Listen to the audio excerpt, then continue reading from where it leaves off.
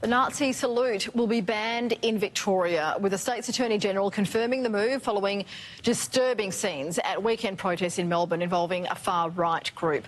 Joining us now is Dr Dvir Abramovich, Chairman of the Anti-Defamation Commission. Doctor, thanks for joining us at midday.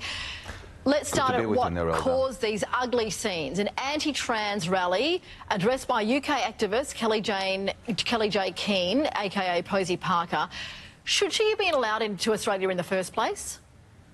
Well, before we get into this issue, I want to say that what we saw yesterday was a dark and sad day for our democracy. It was the modern face of Hitler. It was evil, pure and simple.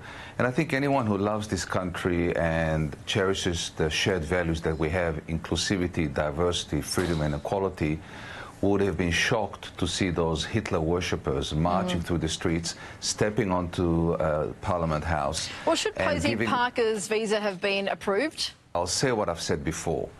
Anybody who advocates a bigoted ideology or rhetoric, anybody who wants to single out, vilify or exclude anyone based on their gender identity, their sexual orientation, their religious faith, should not be allowed here. I launched a campaign a few months ago asking the Minister for Immigration to block the visa of Kanye West.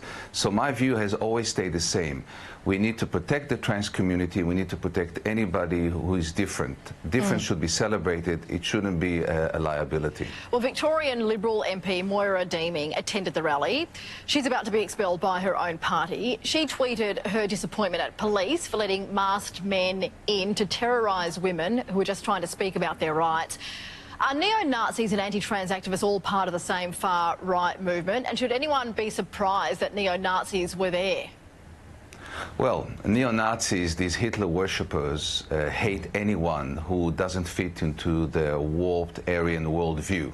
I mean, let's remember who these people are. These are final solutionists. They fantasize about an Australian Hitler at the helm. They would want an Australia without members of the LGBTIQ+ community, Asian Australian, Indigenous Australians. They are dangerous. They are domestic terrorists in waiting. And I have lobbied for years to designate this particular group, the NSN, which I exposed 5 years ago, as a terrorist organization. They are hateful, they are dangerous, and we need to fight back. And therefore, I'm very glad that the government has announced that they will ban the Nazi salute. And with all of that in mind, Doctor, the fact that police were protecting the neo-Nazis by arresting and being heavy-handed with counter-protesters, were police right to make those arrests? I think every Australian would have been shocked to know that the Nazi salute is legal. And that's why I've argued for years that we need to take away these tools that the Nazis have weaponized, whether it is the Nazi swastika and now it is the Nazi salute. Let's not forget that our diggers who fought to defeat Hitler would be turning in their graves to think that Victorian law, up until today, still protects these hardcore bigots.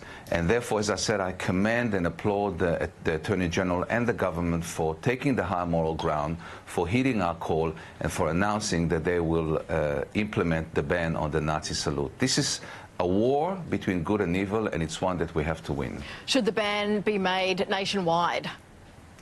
I have led a national campaign. I'm glad to see that New South Wales and Queensland and WA and other states have indicated that they will implement the ban on the Nazi swastika, and I think they should go further now. Look, this is an evolving threat. Let's remember one thing. The NSN, which we saw yesterday on the steps of Parliament House, tried to recruit Brenton Tarrant, that individual who committed the atrocities in Christchurch and murdered 51 worshippers in their mosques. They are dangerous, and they are looking for ways to sow fear, to intimidate, to harass, to threaten. We need to say no in one voice. There are certain issues that transcend politics, and this is one of it. Dr Abramovich, thank you for your time with us at midday. We appreciate it. Appreciate the opportunity. Thank you.